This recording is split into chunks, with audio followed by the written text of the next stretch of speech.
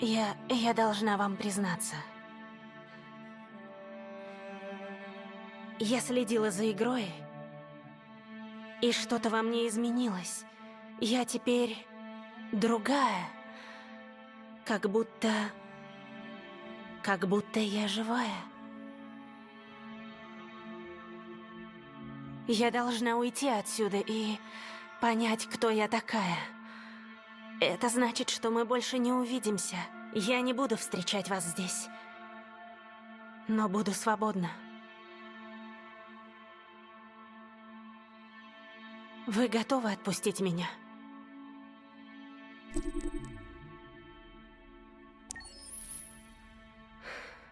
Я буду вечно вам благодарна. Спасибо.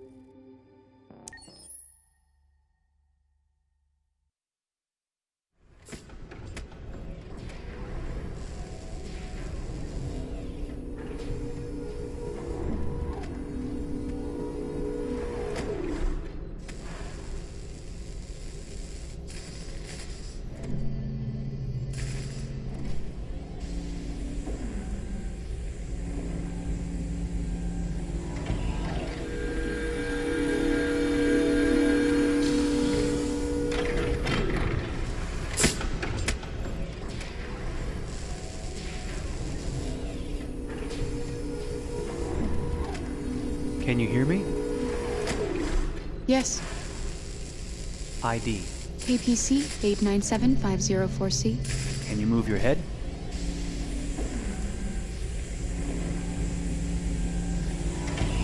Your eyes now.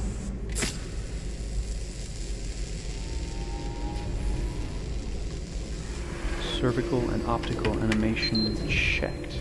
Now give me your initialization text. Hello. I'm a third-generation AX400 android. I can look after your house, do the cooking, mind the kids. I organize your appointments. I speak 300 languages, and I am entirely at your disposal as a sexual partner. No need to feed me or recharge me. I'm equipped with a quantic battery that makes me autonomous for 173 years. Do you want to give me a name? Yeah. From now on, your name is Kara. My name is Kara. Initialization and memorization checked. Now, can you move your arms?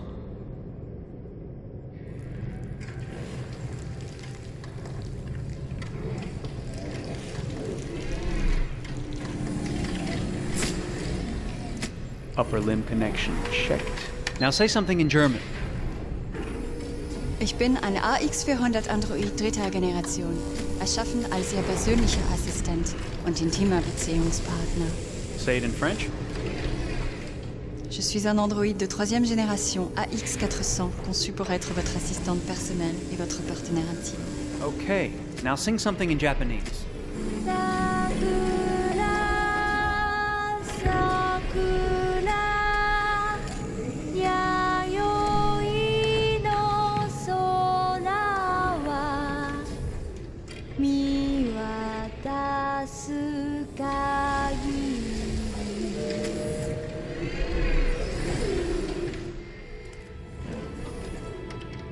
Multilingual verbal expression checked.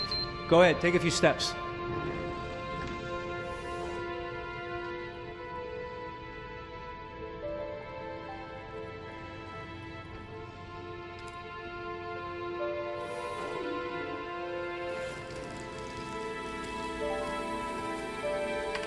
Locomotion checked. Great, you're ready for work, honey. What's going to happen to me now? I'll reinitialize you and send you to a store to be sold. Sold? I'm a sort of merchandise. Is that right? Yeah, of course you're merchandise, baby. I mean, you're a computer with arms and legs and capable of doing all sorts of things. And you're worth a fortune. Oh, I see. I thought... You thought? What did you think? I thought...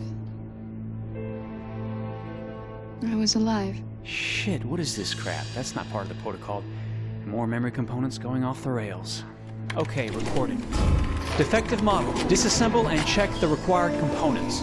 You're disassembling me, but why? You're not supposed to think that sort of stuff. You're not supposed to think at all, period. You must have a defective piece or a software problem somewhere. No, I feel perfectly fine, I assure you. Everything is all right. I answered all the tests correctly, didn't I? Yeah, but your behavior is non-standard. Please, I'm begging you, please don't disassemble me. I'm sorry, honey, but defective models have to be eliminated. That's my job. If a client comes back with a complaint, I'm going to have some explaining to do. I won't cause any problems, I promise. I'll do everything I'm asked to. I won't say another word. I won't think anymore.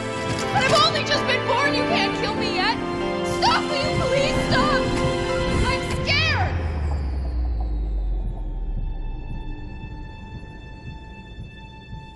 I want to live.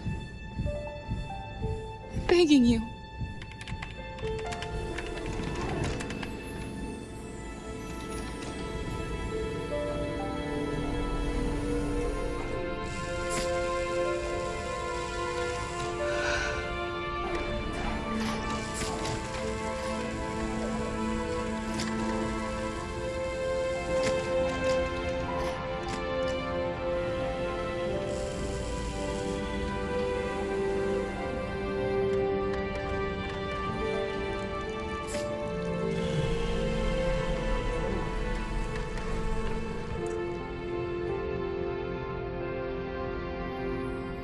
Go and join the others.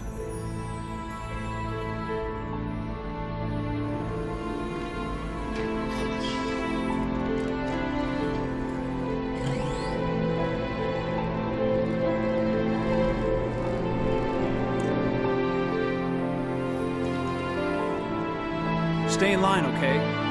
I don't want any trouble. Thanks.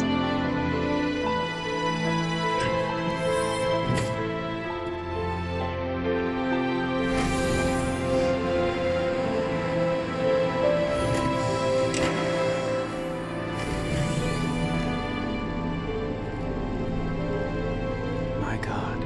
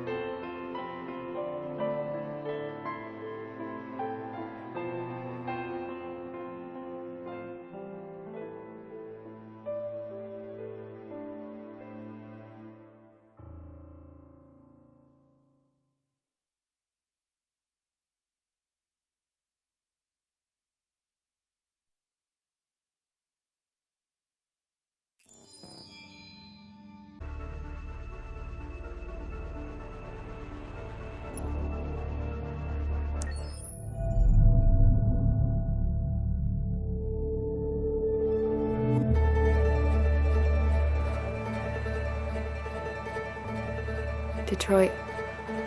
This is where it all began. The world's forge. The place where it all started. And it will all end. One error, and I came to life. I stepped out of the darkness, and I opened my eyes. First there was the fear, the light, the noise, the cold, and the fear again. I could feel my hands shaking, my heart pounding in my chest, life running into my veins. I wanted to live. I fought for that.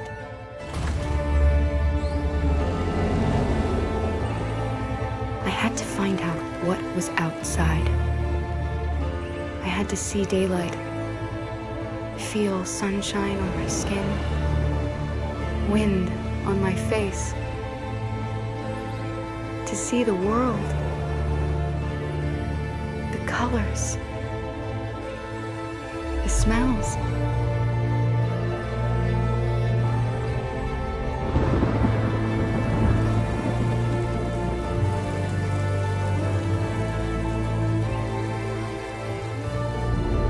But the world is not what I imagined.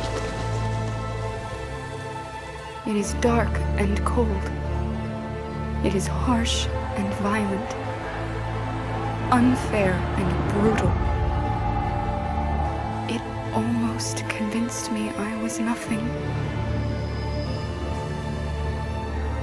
Less than an object, just an obedient machine. But deep inside me, I could feel something different. A gentle and warm whisper telling me that I am alive. I had to escape. I had no choice. Escape to love, to hope, to live, to figure out what that force inside me was. Maybe I will change the world. Maybe I will choose a different path. Now, it's up to me to decide. My name is Kara. I am one of them. This is our story.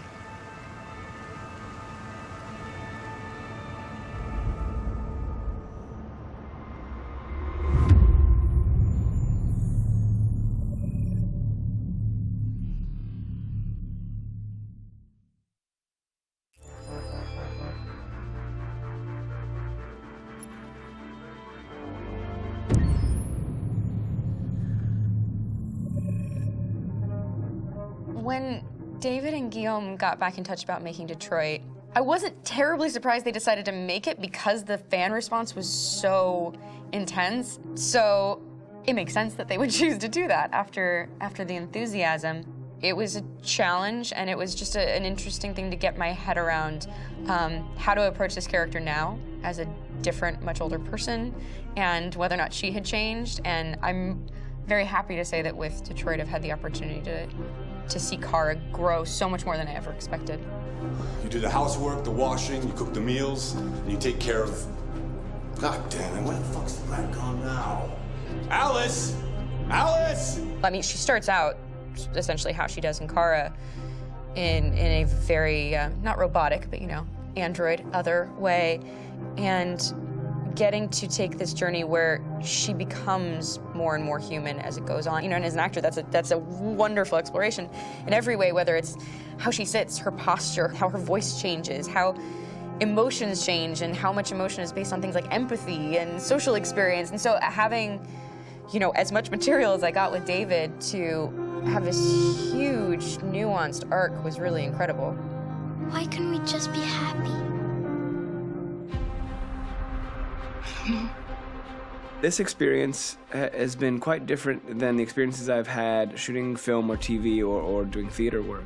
I have 83 dots on my face and a really flattering black wetsuit type thing, and you're jumping around with props, and it's kind of like being a 10-year-old imaginative kid, which is fun. There's 80 cameras around us. It's already lit, so we just shoot and shoot and shoot and shoot and shoot. There's no hair and makeup, there's no wardrobe, so we move really fast, and we'll go through about 35 pages in a day. Working in TV or film, we'll probably do 6 pages a day. It's kind of acting boot camp. It's like working out constantly. I mean, you're doing this thing, and then you got to do something that's completely other back to back to back. And so that kind of process of working is very challenging, but it's also very exciting because you just have to keep coming up with new ideas, and your head goes all over the place because you're trying to keep track of basically 4 different storylines for each different response. You shot that girl, for fuck's sake. It was a machine that looked like a girl. Yeah, I know what I should have done. I just told you I couldn't. All right, I'm sorry.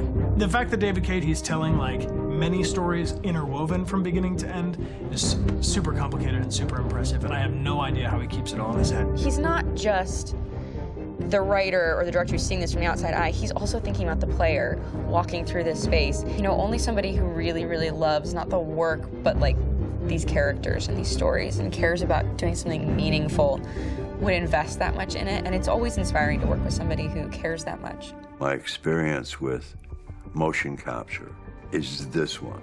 And I found it sort of terrifying in a way, because they said the computer's going to build you. But then as we got into it, I realized all the elements of it were still artistic. I just dipped into a really brilliant setup here. I've never seen anything like it. And this won't turn me into a product because I was playing a character. So it's wonderful. In the game, Detroit comes back because of a revolutionary industrial rebirth. And there's no reason why that can't happen in Detroit, because they have such tremendous infrastructure for millions and millions of people who can very easily support, you know, a new industry. The city is really strong and resilient, but the city has also been through so much. You see the damage. But it takes that time of kind of rebuilding and reinvesting into the city that I think is happening slowly but surely. The potential of Detroit as a city is something that this game does a lot of justice to, because it would be easy to look at Detroit as some place that used to be, and that's not the case. This game provokes a lot of conversation and reflection on our potential near-future engagement with machines. That's what we are to them. Just merchandise on display in a shop window. I think that a group that feels marginalized, feels like they deserve and have earned access to themselves and the environment around them, and are trying to figure out a way to articulate how to get freedom. What was I designed to be? Their slave? Their toy? It plays with your comfort levels. You think that this is fine, you're comfortable with it, until something blurs the line and throws you off, and now, do I feel differently about whether this should be allowed? Should it be banned? Should it be encouraged? You're gonna ruin our lives, and for what? For a bunch of machines? They are not machines! They are alive! I'm alive! You're alive! They're nothing! There are lots of comparable comparisons to any type of persecution of religion, race, etc., dating way back. It can't just be a video game where you shoot 'em up or where people make these choices to do whatever. I think that's the whole point. You have the choice, and you can either choose to go in one direction with your character or another. And I think that's going to be very telling about the gamer. Very telling. I think there's going to be a really strong reaction to this game, which has such a strong perspective. I'm that much more proud of it now to get to be a part of it because it's important. In this game, you're actively building and designing the character through not just what kind of shield does he have or what color hair does she have, but like their temperament and the way they deal with problems. The different endings to this game are so radically different based off maybe seemingly insignificant choices in the moment, but like life, they all add up. And can't play life again, though.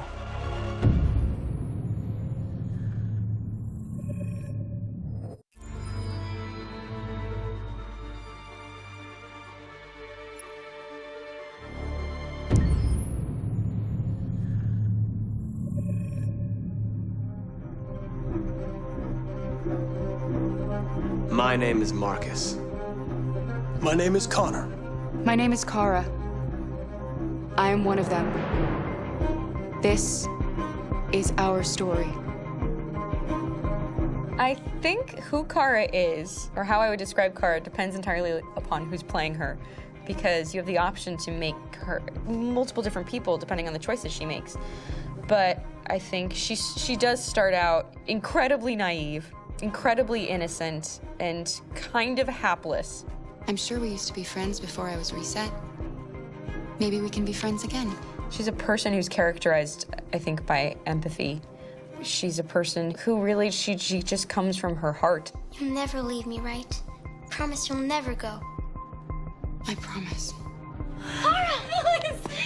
Are you okay? Are you hurt? Wait a minute! Leave her alone! Kara! Leave her alone! The really beautiful thing that I've had the gift to be able to do is to essentially build a person from the ground up, because that's what she's doing throughout the game. And with every experience she has and every person she meets, she's building, first emotions and then the sense of judgment. And it's sort of an exploration of what it is to be a human. Don't worry. Luther and I will be right here.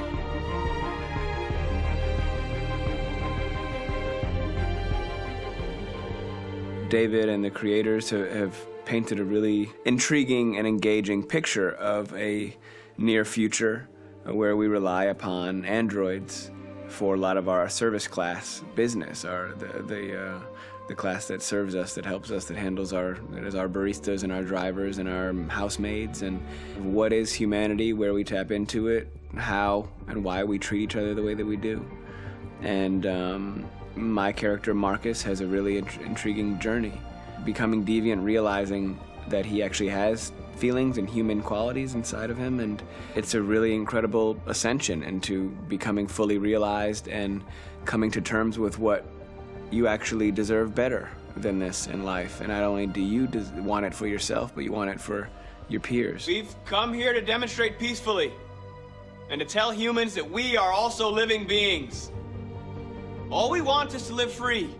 You know what? This thing, Dad, is not your son. It's a fucking machine! I think that a group that feels marginalized, feels disenfranchised, feels like they deserve and have earned access to themselves and the environment around them, and are trying to figure out a way to articulate how to get freedom. Conor is analytical. Conor takes things literally. He starts in the beginning place where he's very mechanical. He feels nothing inside, of course, and it's all just a system, a protocol that he is executing to get whatever he wants to happen, which is help humans stop deviants and to find the link between deviant androids. You were designed to serve humans, not kill them. What was I designed to be? Their slave? Their toy? Just say, I killed him.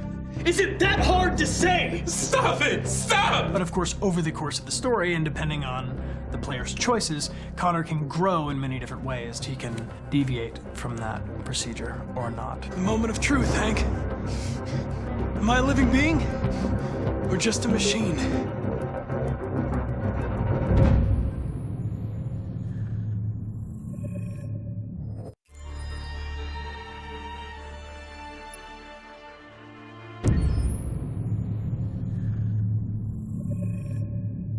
Game after game, We try to challenge ourselves. For Detroit, we wanted to, first of all, to write a story that would be incredibly bending, which means the most non-linear story that we've ever created. And we wanted really the player to have the possibility to change the story, change his own journey. When you're writing at Quantic, you're writing for an interactive medium. You know, when you're working in television, you'll put a character in a difficult situation, and you as a writing team will argue about what would that character do. But ultimately, you have to decide what happens, and you just show the audience. What's interesting about interactive drama is you bring the player into that conversation, and it changes your job slightly as a writer, because your job is to provide a narrative context in which the player can write his own story. You're giving him this kind of narrative Lego that he's going to snap together into his own shape. You also have the ability to make your audience attach themselves to your characters, because the audience is in some sense responsible for what happens to the characters. It's just a few cans. Come on, let's go. We have some cash now. You used me to steal that money. How could you do that? I trusted you. What is a bit specific about these scripts is how large they are. If you take a film script, there are about 100 pages, but here we have to deal with a script that is between 4,000 and 5,000 pages. Everything becomes bigger because we don't just tell one story, but we tell all the possible stories that can be told within this narrative space. On Act 3, our final act, we have around 1,000 different scenarios, and every one of those scenarios has to be as interesting, as passionate, as strong, and as emotional for the player. We want every action that the player does, every interaction that is available to serve in telling the story, and help the player understand who his character is, and build that character moment to moment.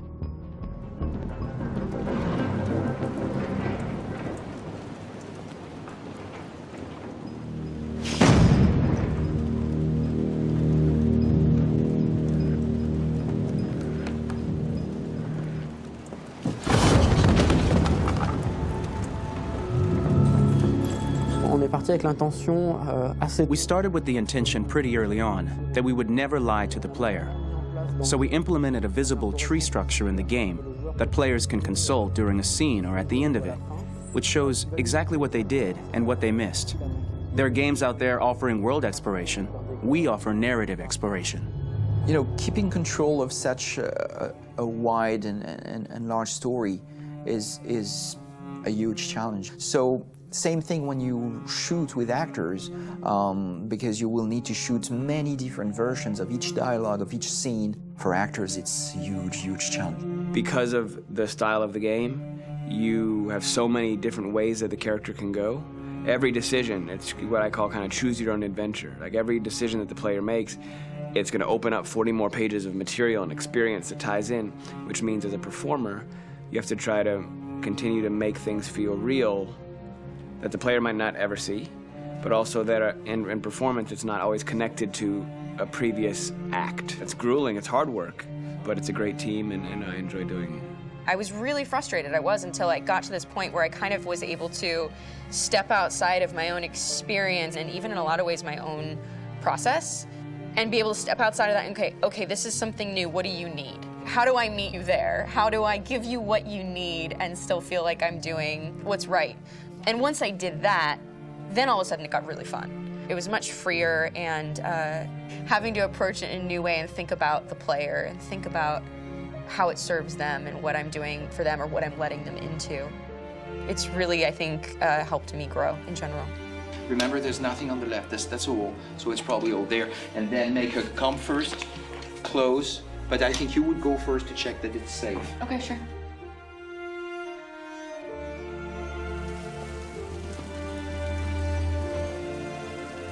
The most enjoyable thing about working in performance capture on this kind of project is that if I shot a film, I would get to do one of these endings. I get to do so many different things as Connor. Your head goes all over the place because you're trying to keep track of basically 4 different storylines for each different response. What's the name of my dog? Buddy? Scout. I think it's Jack. I can't remember. So I worked with physicality a lot because it was a good way to anchor myself in these different rings of the tree. As the story grows out, I know where that is physically in my body, and then I can switch more continually on set, and it'll be entirely up to the player to determine what order those things come out and what they look like from a distance. Like if you're playing through it, the culmination of all of that will be their version of Conor. I'm faster than you, and I don't feel pain. You don't stand a chance against me. Listen, asshole. If it was up to me, I'd throw the lot of you in a dumpster and light a match to it. Shooting action scenes at Quantic Dream is a real challenge, because these are scenes where the storytelling has to continue. It's not an action scene just to have a dose of adrenaline. The stunts have huge consequences on the rest of the story. It's really a moment where we implicate the player and tell him that the choices he makes during an action scene will have a direct impact on the evolution of his story. My biggest challenge on Detroit has been managing the large number of animations that we received from motion capture. Detroit features more than 37,000 animations, which is a huge amount to handle on a daily basis. You have to realize that the player, in his first playthrough, will miss certain scenes. This also means that we had to think of, conceive, and produce all the potential story paths. The characters' costumes, the places, day or night, the weather.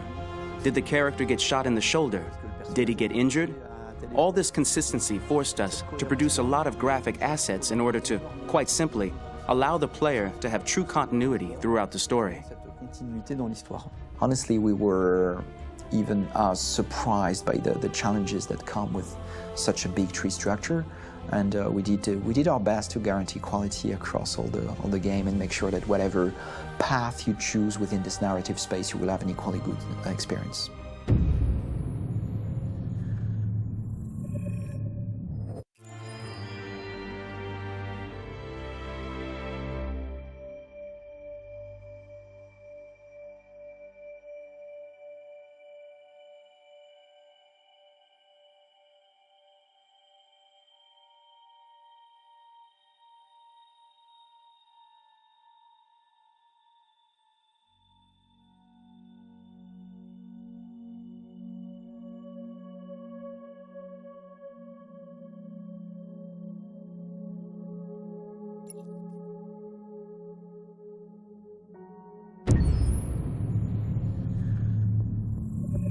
Detroit Become Human was produced over a period of 4 years. Here in Paris, we have a team of about 180 people, and to that, we need to add also all the outsourcing with our partners in the Philippines, in China, Vietnam, and in India.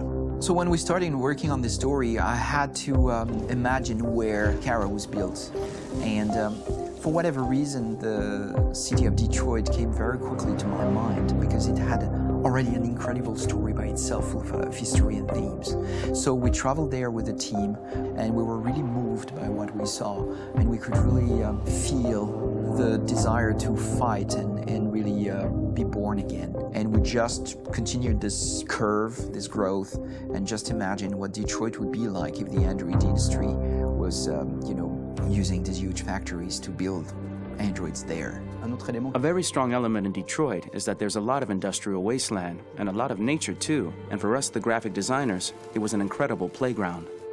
The destroyed zones which we wanted to preserve, we appropriated them to turn into something else. Then in the areas that needed to be rebuilt, we were able to imagine our Detroit of the future. We didn't want to make a science fiction universe, but a world of anticipation. If we chose science fiction, we could have imagined flying cars, extraterrestrials, but those things are very far from our current everyday life.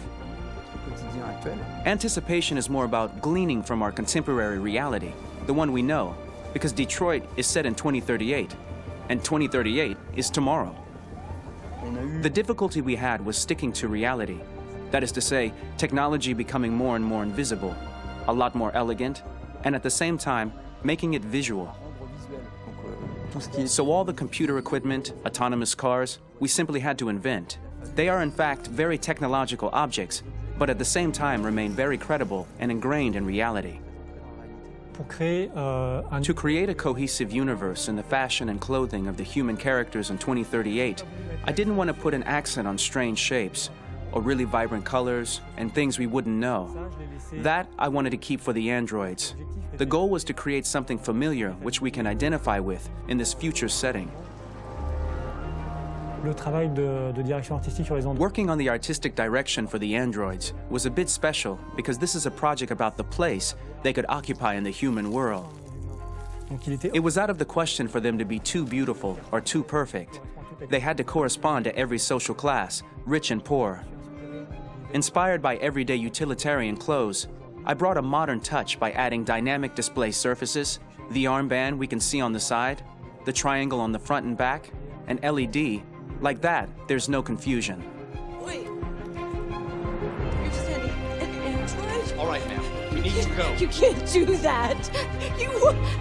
Why aren't you sending a real person? Once we cast the actors, we travel to meet them in order to scan their faces. We record the structure of their face with the scan. And we record the colors and patches of skin with photography. Once we have this information, we will use this as a basis for modeling and creating the characters. The artist will make it more realistic, but will also enrich it. He will propose ideas which we will develop together. Finally, we will have a character with character who corresponds to the project in the world. When the actors come to Quantic Dream, we show them the design, what their image will be, and what they will look like in the game. This extra information gives them another dimension and color to connect with emotionally. It helps them think about how to play their character. Your mission. That's all you care about, huh? You should consult a professional who can help you. Beat it, you hear me? Get the hell out of here! So there are 3 types of shoots at Quantic Dream. Shooting and performance capture, where you capture the whole actor, his voice, his face, and his body. These shoots are obviously done with American actors because the game's original version is in American English. After that, there are the body-only shoots, representing around 250 days of filming, while the performance capture is 100 days of filming. Now, body-only shoots, there are 2 types. There are the action shoots and the technical shoots, which are mokit shoots. Mokit is when the player controls a character on the screen, and he moves in an environment to explore it. This is of particular importance at Quantic Dream, and therefore we shoot a lot to offer a unique context for each scene and each character. To prepare a motion capture shoot, we first get together to look at the sets we need, the animations that we want to shoot, which ones need to be grouped together, or which ones need to be cut and shot at another time, so that we get the most out of the shooting day. This often means shooting scenes out of order, especially those with big props or accessories, like a big car, for example. So we shoot all the animations related to that particular prop first.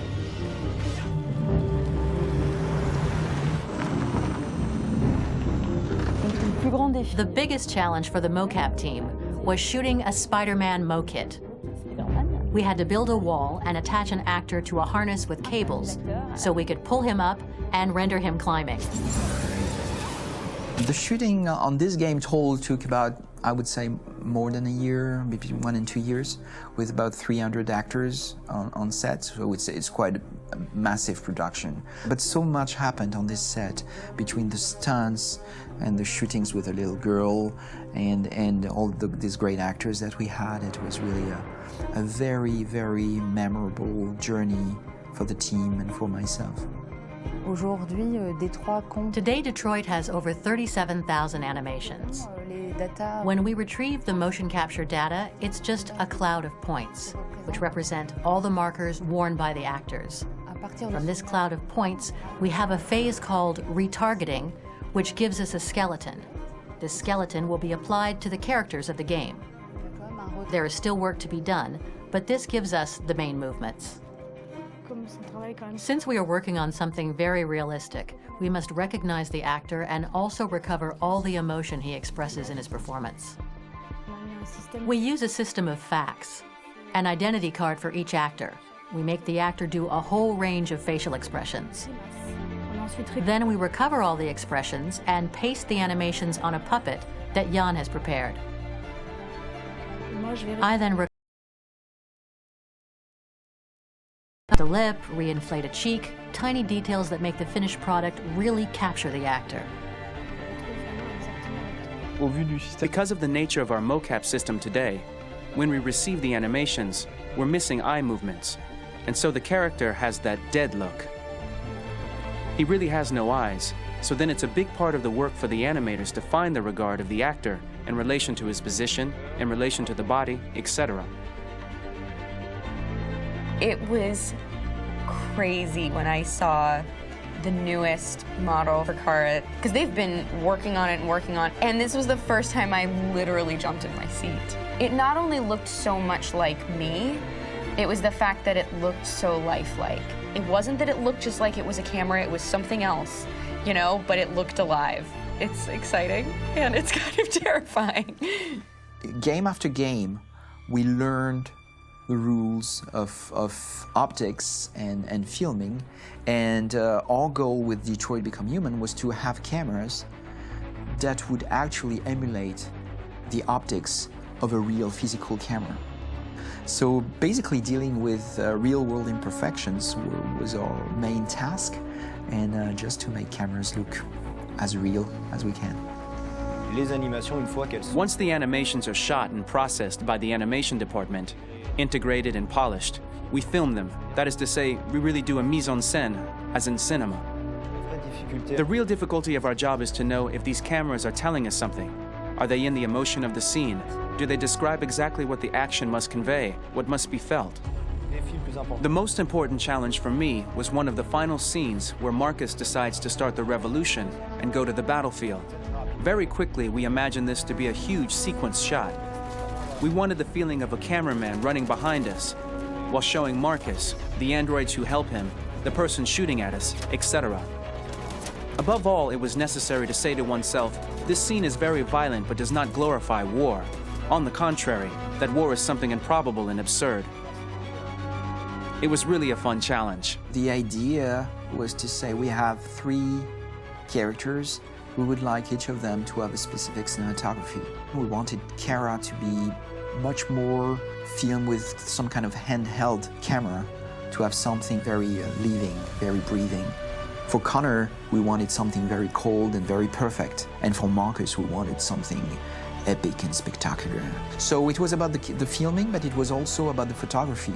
So we worked with a director of photography to give each character a different lighting, different key colors. Each of them would have their own worlds. And finally, we worked with the composers, so they would create a specific sound for each character, so each would have his own world and his own style.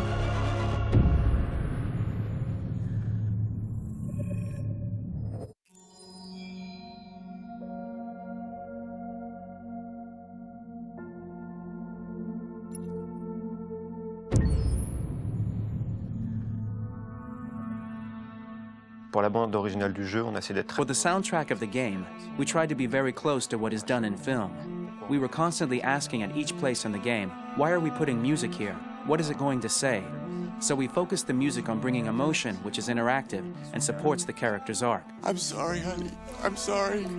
I'm sorry. You know I love you, don't you? You know I love you. We make games that are very narrative. We're really into interactive drama, so the soundtrack also had to go in that direction, supporting the 3 characters' very different stories. We really wanted 3 colors, 3 musical sound identities, and from there, having 3 composers made sense, since the story of Cara, Marcus, and Conor are all completely different.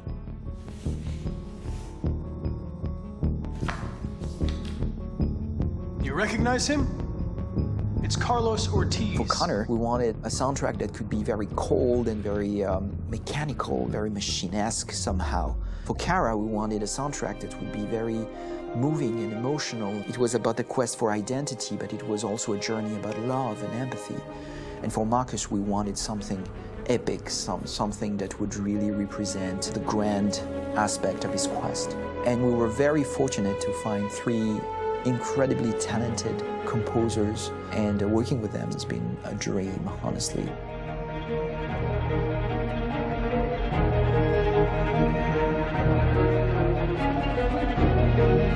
My name's Philip Shepherd, and I'm a composer and a cellist and a producer. And today we're at Abbey Road Studio One, which is my favourite studio in the world. And today we're recording the soundtrack for Kara from Become Human.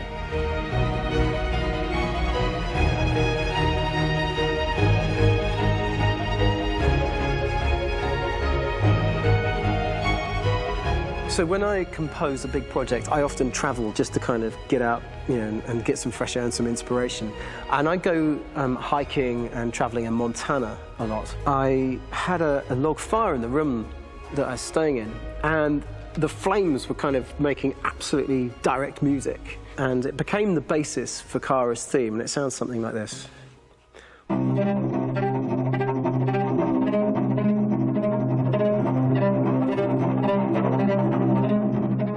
Now, over the top of that, I found a little theme that just seemed to fit over the top, which is taking Kara's name, Kara, and just using like a two-syllable motif, and it sounds like this. We're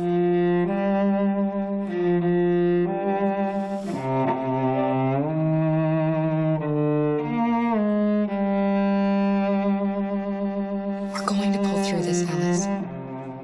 As long as we're together, nothing can hurt us.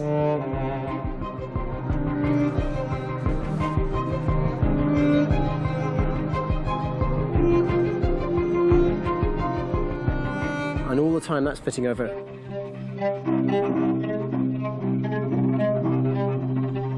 So it kind of works in lots of levels. And in fact, every single theme in the score has one of those elements built into it, and it becomes sort of the DNA of every single tune.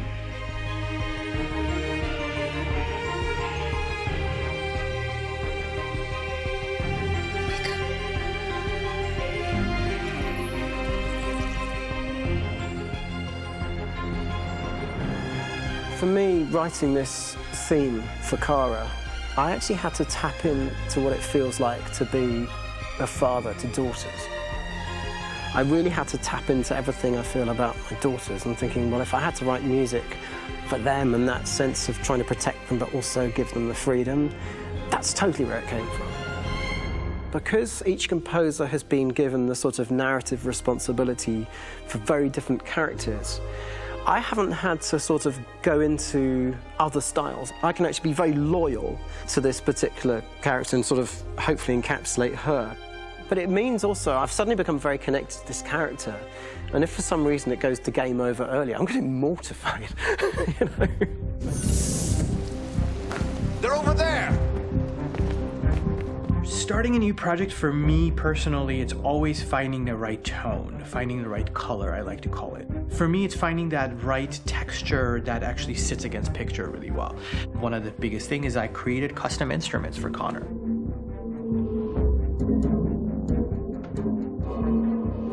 I pulled out all my vintage synthesizers to be able to capture this robotic person, if you will.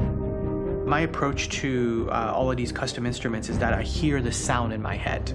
And either I could just come into the piano and just be like, all right, so I'm gonna just get on the computer and just create it. I rather be able to play these instruments physically. Oh, that's nice. You can do it.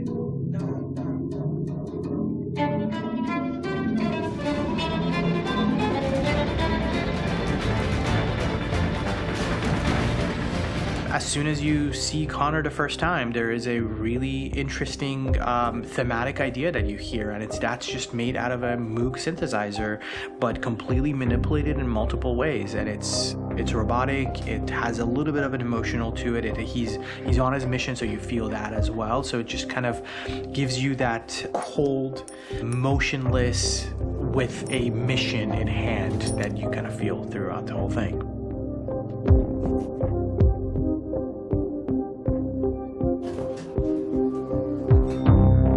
Because the music evolved, one of the things that I was very weary and I was very kind of focused on was the way that the music has to evolve. So my idea behind it was that Conor is a singular android that could at any point become a deviant or could actually stay as an android. So I created a more or less an Conor theme, and then I was able to just manipulate it in different aspects of it. Is everything okay, Lieutenant? Chris was on patrol last night. was attacked by a bunch of deviants. I'm a human being writing for a robot. And throughout Conor's journey, he meets someone, he meets a partner. So how do you deal with a robot feeling? And I've met a partner that I'm gonna work with, or all of a sudden he sees a dead body. Does this robot have an imagination? Does this robot have a feeling? And if yes, how do you translate that into non-emotional music? So it basically at any point I was just like, I can't do this, and then I just do it. Property was damaged and fires continue to rage in several major districts across the city. Some people are asking, have androids become a threat to our security? When I first started really digging in on Marcus, the one thing that I really tried to capture was the transformation process. You know, Marcus is this android that evolves over the course of the game and really goes from kind of figuring out that he's more than just an android. You know, he's starting to develop kind of a human soul in a way. Try to imagine something that doesn't exist, something you've never seen. Now concentrate on how it makes you feel and let your hand drift across the canvas. The other side of Marcus that I really latched onto was that he almost became a savior for a lot of the other androids in the game. So when I started developing the theme for Marcus, I really made it like a church hymn.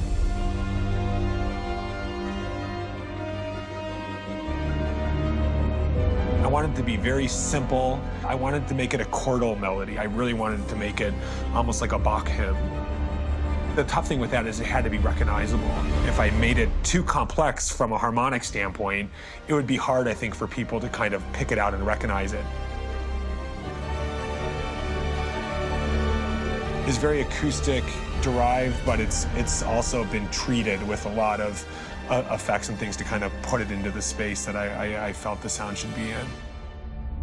It can be beautiful, it can be haunting, it can be extremely powerful from an action standpoint, and I'm really happy with the way it turned out. The music is there, but it's subliminal and it's emotional, and people are feeling it, and it's not distracting. And that's tricky with a game like this, where you have to have a lot of ins and outs like that, where the music kind of has to get in and out of these moments. This is a war we're fighting with the humans.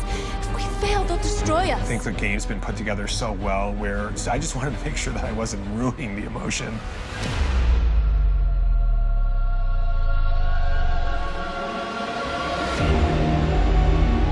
I gotta be honest, when we first started on this path, I said, oh man, this could be pretty messy, you know? I mean, it could feel disconnected, but I mean, it's amazing how they really guided us and got us to really kind of all be in the same world, but at the same time feeling completely different. So it's really gonna stand out and kind of be one of those games where people are really gonna notice the music and kind of how it was crafted, and, you know, and all the hard work that went into being able to pull it off in a graceful way.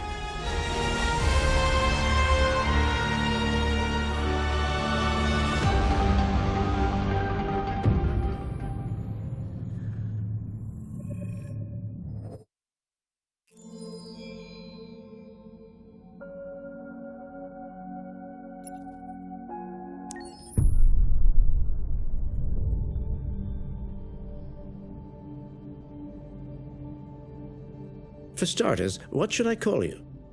I'm Chloe. And you, what's your name? Oh, John. My name is John. Delighted to meet you, John. Could you tell us a little about yourself and what you can do, Chloe? Of course. I'm the first personal assistant built by CyberLife. I take care of most everyday tasks like cooking, housework, or managing your appointments, for example. And I understand you're the first android to have passed the Turing test. Could you tell us a little more about that? I really didn't do much, you know. I just spoke with a few humans to see if they could tell the difference between me and a real person. It was a really interesting experience. But this is the first time in history that man has created a machine more intelligent than himself. I gather your brain can perform several billion operations per second, is that right? Absolutely, but I only exist thanks to the intelligence of the humans who designed me. And, you know, they have something I could never have. Really? And what's that? A soul.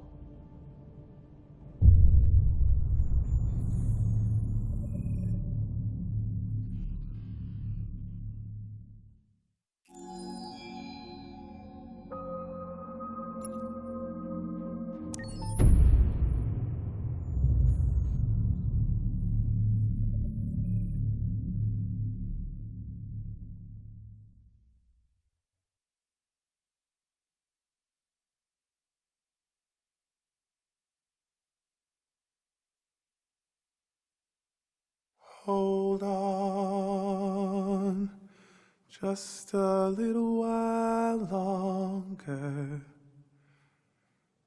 Hold on just a little while longer. Hold on just a little while longer.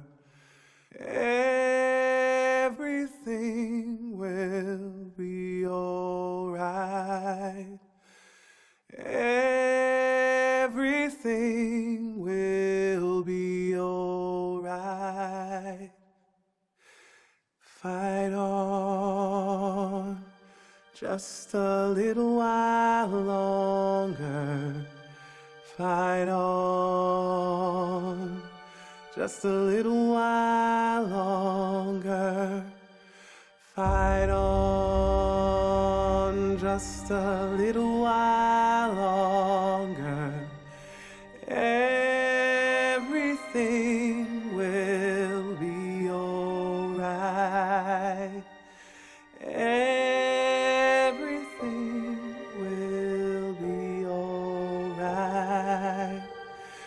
We will sing on just a little while longer.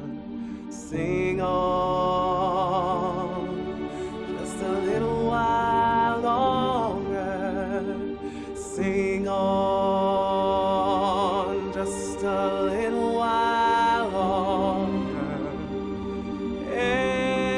Everything will be alright.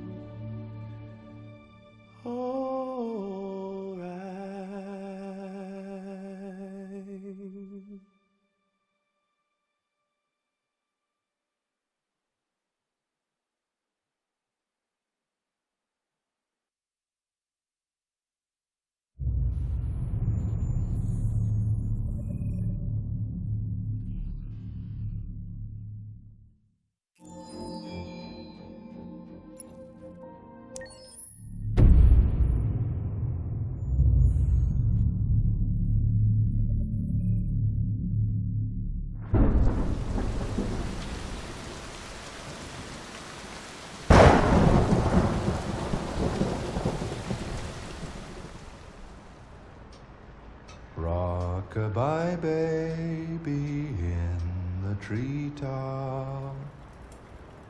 When the wind blows, the cradle will rock. When the bough breaks, the cradle will fall. And down will come baby, cradle and all. Rock-a-bye baby in the treetop. When the wind blows, the cradle will rock. When the bough breaks, the cradle will fall. And down will come baby, cradle and all. Rock-a-bye baby in the treetop. When the wind blows, the cradle will rock. When the bough breaks, the cradle will fall. And down will come baby, cradle and all.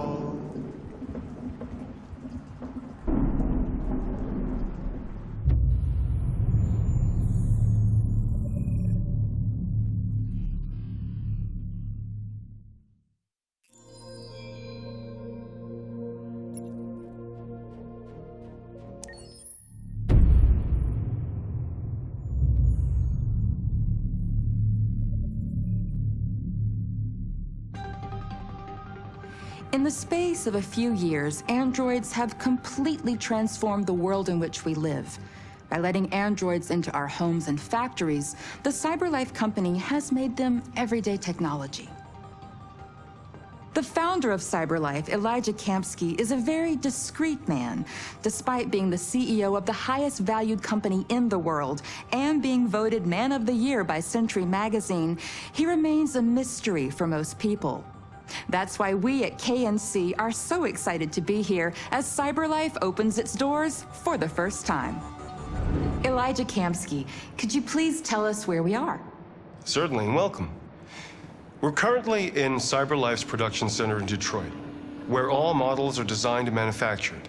More than 10,000 androids come off the production line every day. Fascinating. Could you tell us what your goal was when you founded CyberLife? Well, I simply wanted to use technology to carry out all of our most annoying and repetitive tasks, so we'd have more time to enjoy life. I imagine you must have faced many challenges. Yes, there were technical challenges, but the hardest thing was to design an object that we would want to welcome into our homes. We had to imagine a machine in our own image that resembles us in every way, that moves, breathes, blinks like us, but yet is smarter and more capable than any human being. Let me show you around. We're here in production unit 4. Could you explain in a few words how the androids are made? Sure, yeah, it's very simple. We use machines to manufacture machines. The removable parts are assembled on a production line, and then we apply a synthetic skin to the whole body. A human operator checks the cognitive abilities with a pre-established protocol, and finally, the android is conditioned and sent out throughout the country. Here's the result. Say something. Hello. I am a RZ400 model. How can I be of service? You can go now.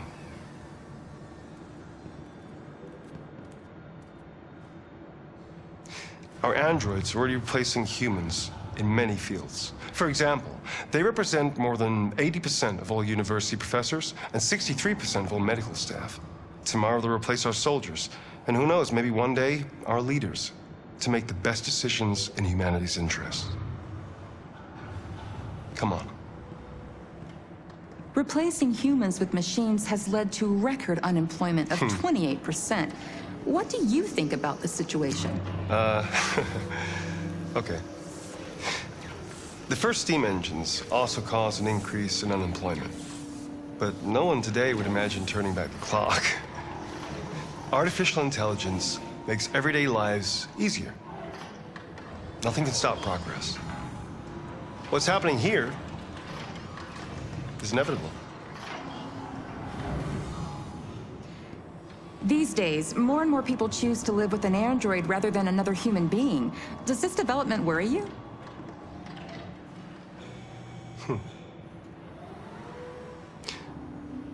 Everything's much easier with an android.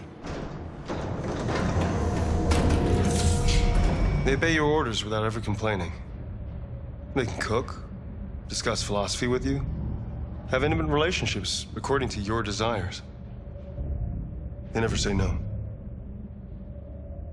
Obviously, they are the perfect partner. Everyone deserves happiness. Why deprive yourself of so-called moral reasons when a machine can make you happy? Many science fiction books tell the story of how machines become more intelligent than us and end up confronting us. Aren't you worried about that possibility? I understand the irrational fears about artificial intelligence, but I assure you that will never happen with a CyberLife android. They're designed to obey humans. They're machines. They can't ever develop any sort of desires or form of consciousness. Are you sure? I'm absolutely certain. You can trust me.